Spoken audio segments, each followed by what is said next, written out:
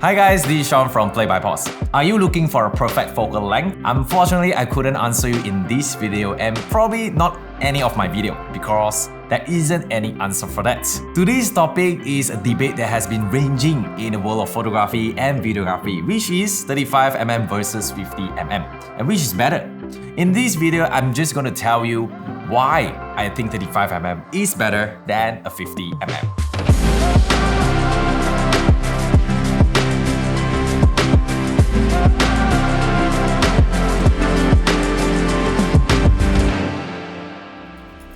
First off, I'm a big fan of both of these focal lengths, but I'm just going to point out things that I like about the 35mm more than the 50mm. So one of the biggest advantage of the 35mm is the wider angle of view. I personally don't categorize 35mm as a wide angle lens because I think it's more like a standard lens, but it's wider than a 50mm. 35mm is just more forgiving when it comes to compositions.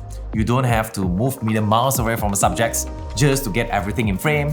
It's easier to fit the whole group of people in one frame, or maybe capture some sweet moment in a busy street without having to push your way through a crowd. I personally love my 35mm a lot, probably because this is my very first focal length that I got from my Sony camera. I've used these for most of my projects and I totally love this lens. These are 35mm f1.8 anyway. Some people might say that 35mm creates distortions, especially when you are shooting portraits.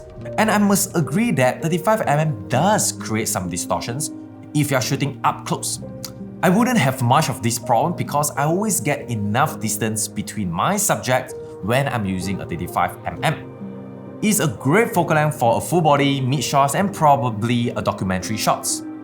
Being said, I think 35mm is a creative lens. The 35mm helps you to capture more of the scene around the subjects, which means it creates a more dynamic and interesting compositions as you use foreground elements to frame your subject and show more of the environment around them. Sometimes the distortion creates a unique look, adding drama and exaggerates your shots. I think 35mm is a better choice for indoor or small space. Most of the time 50mm is good enough for outdoor, but it might be an issue when it comes to indoor. I'm pretty much sure that you have encountered problems like you are not having enough space behind you. Maybe you are trying to take a group photo but there isn't enough space behind you. And the 35mm can be a very useful in this kind of situation. You can always hear people say that you should always zoom with your feet. And that's true. When it comes to indoor, you can always get closer to a subject rather the other way around. And lastly, I think 35mm is a great choice for gimbal movement.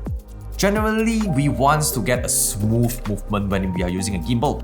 The wider focal length, the easier for you to get a smoother gimbal movement. Which means you have less jerky movement with a wider focal length. Another thing is you can always keep your subject in frame easier when it compares to a narrow focal length like 50mm. Overall, I think 35mm is the way to go. It's versatile, it's easier to use, and it's just plain fun. That's my takes on the debates of 35mm versus 50mm. Let me know what you think about this topic. Which is your preferred or perfect focal length? Let me know in the comment section below. And I hope this video is helpful for you. If you feel it's helpful or probably fun, feel free to share, like, and subscribe this channel. And as always, create, learn, and have fun. I will see you guys in the next video.